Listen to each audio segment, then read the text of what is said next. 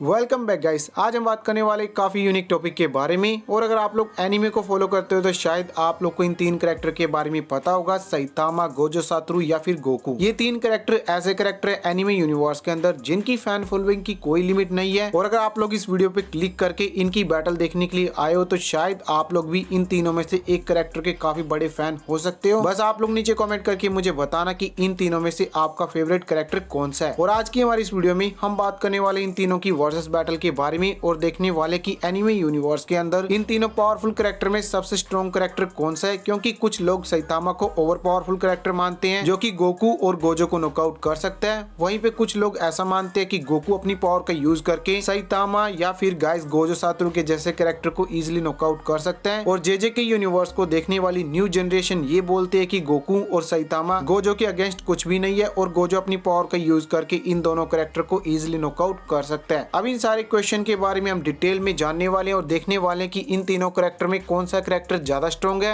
और इनकी बैटल हो जाए तो यहाँ पे कौन सा कैरेक्टर पावरफुल है और बैटल को विन करेगा। तो अगर आप लोग इसके बारे में जानना चाहते हो तो इस वीडियो को एंड तक देखना। अगर आपको वीडियो में कुछ भी अच्छा लगे तो वीडियो को लाइक करके चैनल को सब्सक्राइब कर लेना ताकि आपको फ्यूचर में ऐसी और भी अमेजिंग वीडियोस देखने को मिलती रहे। तो चलिए फिर जल्दी से वीडियो को स्टार्ट करते हैं। पहले इन तीनों कैरेक्टर के बारे में डिटेल में हम लोग जान लेते हैं क्योंकि जिन लोगों के आप लोग फैन हो उनके बारे में आपको पता होगा, लेकिन बाकी कैरेक्टर्स के बारे में शायद आपको ना पता हो। पहले बात करते हैं गोजो सातोरू के बारे में और इसके बारे में न्यू जनरेशन के जो फैंस है वो ज्यादा जानते हैं। मैं आप लोग को इसकी डिटेल में पावर के बारे में बता देता हूँ। तो गोजो सातोरू के बारे में इस यूनिवर्स के अंदर हमें बताया जाता है कि गोजो एक ऐसा कैरेक्टर है जो कि जुजुत्सु काइसेन में जब पैदा होता है उस टाइम पे दुनिया का पूरा बैलेंस ही बिगड़ जाता है। क्योंकि पहले कर्स एनर्जी का जो बैलेंस है बिल्कुल बराबर था, लेकिन गोजो के जन्म लेने के बाद जो अच्छाई का बैलेंस है वो और ज्यादा बेटर हो जाता है। लेकिन जो हमें कर्स एनर्जीज देखने को मिलती है वो दुनिया को तबाह करने के लिए बाहर निकल जाती है और इसी वजह से गोजो सातोरू अपनी पावर का यूज करके उनको रोकने की कोशिश करते हैं। गोजो के पास इस यूनिवर्स के अंदर हमें कई सारी डिफरेंट पावर देखने को मिली है, जैसे कि गोजो के पास हमें 6 आई की पावर देखने को मिली है और इसके यूनिवर्स में ये पावर एक टाइम पे सिर्फ एक यूजर के पास हो सकती है पूरे के पूरे यूनिवर्स में। वहीं पे गोजो के पास हमें रेड अटैक करने की पावर देखने को मिली थी। इसकी फिजिकल स्ट्रेंथ काफी ज्यादा है और ये काफी तेजी से ट्रेवल कर पाता है। हमें देखने को मिला कि गोजो सातोरू और ये काफी तेजी से ट्रेवल कर पाता है। इसके अलावा ये टेलीपोर्ट भी हो सकता है और इसके पास हमें पर्पल अटैक करने की पावर देखने को मिली थी, जिस अटैक का यूज करके इसने टोजी फुशिगोरो को नॉकआउट कर दिया था और ये काफी तेजी से फ्लाई कर सकता है। इसके अलावा हमें देखने को मिला कि गोजो सातोरू अपनी पावर का यूज करके यानी कि अपनी कर्स एनर्जी का यूज करके ऑलमोस्ट किसी भी अटैक को सरवाइव कर सकता है, क्योंकि इसके पास इन्फिनिटी नाम का एक कवच है जिसकी वजह से इसकी बॉडी को टच करना इम्पॉसिबल है। जब तक ये बंदा ना चाहे उस टाइम तक इसकी बॉडी को कोई बंदा टच भी नहीं कर सकता। इसके अलावा हमें इसके पास डोमेन एक्सपेंशन की पावर देखने को मिली है और इस पावर का यूज करके ये बंदा एक ऐसी दुनिया क्रिएट कर लेता है जिसमें कर्स एनर्जी की वजह से ये अपने मन मुताबिक कोई भी चीज कर सकता है और इसके अगेंस्ट किसी भी कैरेक्टर के सरवाइव करने के काफी कम चांसेस है। तो ये सब थी गोजो सातोरू की पावर एंड एबिलिटी। अब बात करते हैं गोकू के बारे में। तो सिंपली ड्रैगन बॉल यूनिवर्स के अंदर गोकू के कैरेक्टर के बारे में हमें ये बात बोली जाती है कि गोकू अर्थ का सेवियर बन गया था। जब से ये बंदा अर्थ पे आता है उसके बाद ये बंदा ट्रेनिंग करके काफी पावरफुल कैरेक्टर के तौर पे हमें देखने को मिलता है। इसके पास काफी सारी डिफरेंट एबिलिटी होती है, जैसे कि गोकू एक सैयन है जिसके पास काफी ज्यादा स्ट्रेंथ है और अपनी स्ट्रेंथ का यूज करके इजिली पूरे प्लैनेट को डिस्ट्रॉय कर सकता है। इसकी स्पीड को मैच करना लगभग इम्पॉसिबल है और हमें इसके पास टेलीपोर्ट होने की पावर देखने को मिली थी और ये कई सारे एनर्जी ब्लास्ट भी कर सकता है। इसका जो मेन अटैक है वो माना जाता है कामेहामेहा और इसकी जो पावर्स की लिमिट है वो कभी खत्म नहीं होती, क्योंकि हमें देखने को मिला कि गोकू का एक नॉर्मल ट्रांसफॉर्मेशन होता है, उसके बाद ये बंदा चाहे तो अपनी ट्रांसफॉर्मेशन को चेंज कर सकता है, जैसे कि सुपर सैयन 1, 2 या फिर 3। इसके अलावा हमें देखने को मिला कि गोकू के पास सैयन गॉड की पावर है और इसके पास अल्ट्रा इंस्टिंक्ट फॉर्म भी है, जिसकी वजह से ये कैरेक्टर काफी पावरफुल बन जाता है ड्रैगन बॉल के यूनिवर्स में और इस कैरेक्टर के अगेंस्ट लगभग कोई भी कैरेक्टर सरवाइव नहीं कर सकता। तो ये सब थी गोकू की पावर। अब बात करते हैं सैतामा के बारे में। तो सैतामा के यूनिवर्स में जब सैतामा एक नॉर्मल ह्यूमन था, इस कैरेक्टर के पास कोई भी पावर नहीं थी, लेकिन एक काफी यूनिक ट्रेनिंग करने के बाद इसके पास काफी ज्यादा पावर आ जाती है और काफी ज्यादा पावर इतनी पावर होती है कि ये बंदा किसी भी कैरेक्टर को एक पंच में नॉकआउट कर सकता था। ऐसा कोई भी कैरेक्टर नहीं है जो कि सैतामा के एक पंच को सरवाइव कर पाए। इसकी मेन पावर इसकी स्ट्रेंथ मानी जाती है। हमें देखने को मिला कि इसकी स्पीड के सामने कोई कैरेक्टर टिक नहीं सकता। ये बंदा एक जंप में अर्थ के बाहर चला जाता है, यानी कि स्पेस में जा सकता है और हमें देखने को मिला कि ये मून से डायरेक्टली एक जंप में अर्थ पे भी आ गया था और ये सारी चीजें हमें एनीमे में देखने को मिल गई थी। इसके अलावा इसका जो पंच है वो इतना पावरफुल होता है कि सैतामा अपने एक पंच का यूज करके पूरे अर्थ को भी डिस्ट्रॉय कर सकता है और इसके जितने भी ओपोनेंट हमें देखने को मिले थे ये बंदे नॉकआउट नहीं होते, बल्कि इनकी पूरी बॉडी एक पंच का यूज करने की वजह से पूरी तरह से एक्सप्लोर हो जाती है और कोई भी कैरेक्टर इसके अगेंस्ट सर्वाइव नहीं कर सकता। और अभी के टाइम पे एनिमे यूनिवर्स के अंदर सैतामा का नाम काफी बड़ा है और इसने एक बार अपनी पावर का यूज करके आधे अर्थ को भी उठा दिया था। तो ये सब थी सैतामा, गोकू और गोजो की पावर। अब इन तीनों की पावर के बारे में डिटेल में जानने के बाद बात कर ली जाए कि कौन सा कैरेक्टर इन तीनों में से ज्यादा स्ट्रॉन्ग है। देखो, अगर आप लोग गोजो के फैन हो तो ये बात बोलने वाले हो कि गोजो ज्यादा स्ट्रॉन्ग है, और सैतामा के फैन हो तो सैतामा के बारे में ये बात बोलोगे, और अगर आप लोग गोकू के फैन हो तो शायद आप लोग नीचे कमेंट में गोकू लिखने वाले हो। लेकिन इनकी पावर के बारे में डिटेल में जानने के बाद मैं अपने अकॉर्डिंग बताऊं कि इनमें से कौन सा कैरेक्टर ज्यादा स्ट्रॉन्ग है। तो इन तीनों कैरेक्टर में सैतामा एक ऐसा कैरेक्टर है जो कि अपनी पावर का यूज करके इजिली गोजो या फिर गोकू को नॉकआउट कर सकता है। हाँ, गोकू को हराने में सैतामा को थोड़ा टाइम लग सकता है, या फिर गाइस गोकू सैतामा को एक अच्छी टक्कर देने के साथ इस मैच को ड्रा भी कर सकता है। लेकिन इस बैटल में गोजो के सर्वाइव करने के कोई चांसेस नहीं है, जिसकी वजह से इस बैटल में मैं सैतामा को विनर मानूंगा, या फिर आप लोग गोकू को भी विनर मान सकते हो। बाकी आप लोग नीचे कमेंट करके मुझे बताना कि आप लोग इन तीनों कैरेक्टर में से किसके फैन हो, और ऐसी किसी और वीडियो के बारे में अगर आप लोग जानना चाहते हो तो नीचे कमेंट करके मुझे बताना कि आपके माइंड में कौन सा ऐसा थॉट है जिसके बारे में आप लोग जानना चाहते हो। और वीडियो को लाइक करके चैनल को सब्सक्राइब कर लेना ताकि आपको फ्यूचर में ऐसी और भी अमेजिंग वीडियोस देखने को मिलती रहे। तो चलिए फिर मैं मिलूंगा आपसे हमारी अगली वीडियो में, तब तक के लिए बाय बाय।